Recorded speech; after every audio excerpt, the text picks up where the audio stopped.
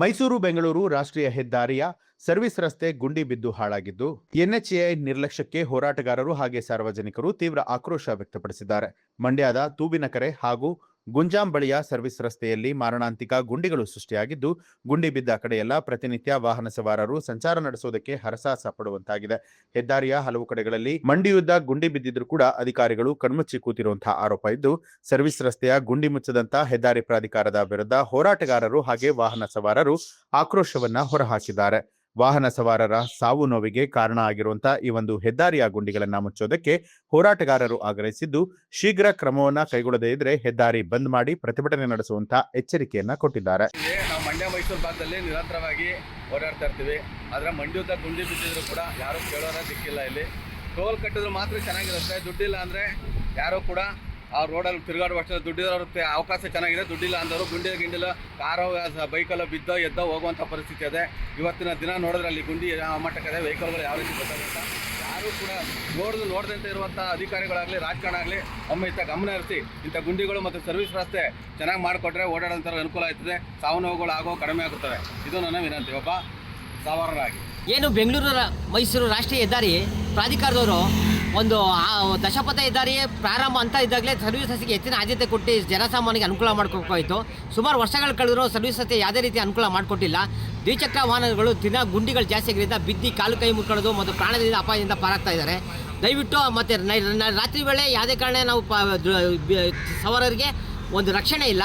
ರ್ಯಾಬಿಗಳು ನಡೀತಾ ಇದೆ ಮತ್ತು ಕಳ್ತನ ನಡೀತಾ ಇದೆ ಮತ್ತು ಪ್ರಾಣಾಪಾಯದಿಂದ ನಾವು ಓಡಾಡ್ತಾ ಇದ್ದೀವಿ. ಮತ್ತು ಎಲ್ಲಿ ಒಂದು ಬೈಪ ಎಲ್ಲಿದೆ ಅಂಡರ್ ಪಾಸು ಅಲ್ಲೆಲ್ಲ ಲೈಟ್ ವ್ಯವಸ್ಥೆ ಮಾಡಬೇಕು ಮತ್ತು ಗುಂಡಿ ಮುಚ್ಚುವಂಥ ಪ್ರಯತ್ನ ಮಾಡಬೇಕು. ಮತ್ತು ಹಂಸಗಳು ಅವೈಜ್ಞಾನಿಕವಾಗಿರೋದ್ರಿಂದ ಅದಕ್ಕೆ ಒಂದು ಕಾನೂನುಬದ್ಧವಾಗಿ ಹಂಸಗಳು ಹಾಕ್ಕೊಡ್ಬೇಕು. ನೀವು ಯಾವುದೂ ಮಾಡದೆ ನೀವು ದಶಪಥ ಹೆದ್ದಾರಿಗೆ ಆದ್ಯತೆ ಕೊಟ್ಟು ಸರ್ವಿಸ್ ಕಡೆಗಣಿಸಿದ್ರೆ ಮುಂದಿನ ದಿನಗಳಲ್ಲಿ ನಾವು ಮಂಡ್ಯ ರಕ್ಷಣಾ ವೇದಿಕೆ ಮತ್ತು ರೈತರು ಮತ್ತು ಪಾದಚಾರಿ ಎಲ್ಲ ಬೈಕ್ ಸವಾರರು ಸೇರಿ ಉಗ್ರ ಹೋರಾಟ ಮಾಡಬೇಕಾಗುತ್ತೆ ಮತ್ತು ಹೆಚ್ಚಿನ ಆದ್ಯತೆ ಕೊಡಬೇಕು. ಏನು ಹೆದ್ದಾರಿ ತಡೀತೀರಾ? ಹೆದ್ದಾರಿ ತಡೆಯೋ ಪ್ರಯತ್ನ ಮಾಡ್ತೀವಿ. ಮತ್ತು ನಮಗೆ ದಶಪಥ ಹೆದ್ದಾರಿಯಲ್ಲೇ ಒಂದು ಸಂಚಾರ ಮಾಡಿಕೋ ಅನುಕೂಲ ಮಾಡಿಕೊಡ್ಬೇಕು. ಇದೇನಾದ್ರು ಸರ್ವಿಸ್ ರೆಡಿ ಮಾಡ್ಕೊಳ್ಳಿ ಅಂತ ಹೇಳಿದ್ರೆ ಉಗ್ರ ಓಟನ ಹಮ್ಮಿಕೊಳ್ಬೇಕಾಗುತ್ತೆ ಮತ್ತು ತಳಿಬೇಕಾಗುತ್ತೆ ಹೆದ್ದಾರಿನ.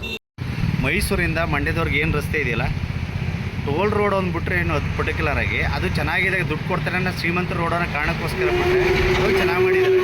ಸರ್ವಿಸ್ ರೋಡಲ್ಲಿ ಎಲ್ಲ ಕಾರ್ಗಳು ಚೆನ್ನಾಗಿರೋ ಕಡೆ ಓಡಾಡಿದ್ರೆ ದುಡ್ಡು ಬರೋಲ್ಲ ಕಾರಣಕ್ಕೋಸ್ಕರ ಸರ್ವಿಸ್ ರೋಡನ್ನ ಸಿಕ್ಕಾಬಟ್ಟೆ ಕಡೆಗಣಿಸ್ತಾ ಇದ್ದಾರೆ. ಗುಂಡಿಗಳಿದ್ರೆ ಮಣ್ಣು ಹಾಕೋದಷ್ಟೇ. ಇವತ್ತು ಮಣ್ಣು ಹಾಕ್ತಾರೆ, ಇನ್ನು 2 ದಿನಕ್ಕೆ ಮಾತ್ರ ಅದೇ ಕತೆ ಆಗುತ್ತೆ. ಆದ್ದರಿಂದನೇ ಸರ್ವಿಸ್ ರಸ್ತೆಯಲ್ಲಿ ಕಾರಿಂಬಾಗ ಒಂದು 80-60 ಹೋಗ್ತಾರೆ. ಬ್ರೇಕ್ ಹಿಡಿದಾಗ ಹಿಂದ್ಗಡೆ ಕಾರ್ ಆಕ್ಸಿಡೆಂಟ್ ಆಗೋದು ಮಾಮೂಲಿ ಆಗಿದೆ. ಹಾಗಾಗಿ ಇವರು ದಯವಿಟ್ಟು ಹಂಸಕ್ಕಿಂತ ಜಾಸ್ತಿಯಾಗಿ ಗುಂಡಿಗಳಿಗೆ ಏನಿದೆಯಲ್ಲ ಅದಕ್ಕೆ ಸಿಮೆಂಟ್ ರೋಡು ಇಲ್ಲ ಸಿಮೆಂಟಾರು ಹಾಕ್ಸ್ಲಿ, ಗುಂಡಿ ಬಿದ್ದಿರೋ ಜಾಗಕ್ಕೆ ಇಲ್ಲಾಂದರೆ ಟಾಮರ್ ಆದರೂ ಹಾಕ್ಸ್ಲಿ. ಪರ್ಟಿಕ್ಯುಲರ್ ಮಣ್ಣಂತೂ ದಯವಿಟ್ಟು ಹಾಕ್ಸ್ಬೇಡಿ. ಮಣ್ಣು ಇವತ್ತು ತಾತ್ಕಾಲಿಕ ಹಾಕ್ತಾರೆ, 2 ದಿನ ಆದಮೇಲೆ ಮತ್ತೆ ಅದು ಗುಂಡಿ ಬಿದ್ದೇ ಬೀಳುತ್ತೆ. ಆಕ್ಸಿಡೆಂಟ್ ಆಗೇ ಆಗ್ತವೆ. ಪರ್ಟಿಕ್ಯುಲರ್ ಆನೆಕೆರೆ ತೂಬನಕೆರೆ ಹತ್ರ ಅಂತೂ ಪರ್ಟಿಕ್ಯುಲರ್ ಆಗಿ ಯಾವಾಗ ನೋಡ್ರೂ ಗುಂಡಿ ಬಿದ್ದಿರುತ್ತೆ. ಇವತ್ತು ಗುಂಡಿ ಬಿದ್ದರೆ ನಾಳೆ ಮಣ್ಣು ಹಾಕ್ತಾರೆ, ಮತ್ತೆ ನಾಡ್ದು ಅದೇ ಕತೆ.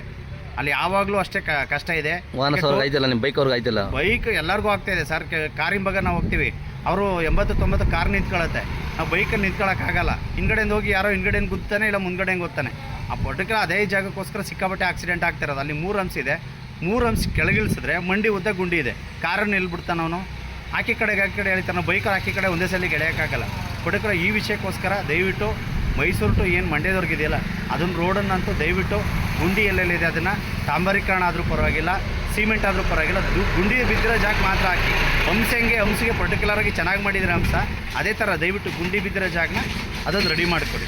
ನಿಮ್ಮ ಹೆಸರು? ನನ್ನ ಹೆಸರು ನ್ಯೂಸ್ ಅಲರ್ಟ್, ನಿಮ್ಮಿಂದ ನಿಮಗಾಗಿ.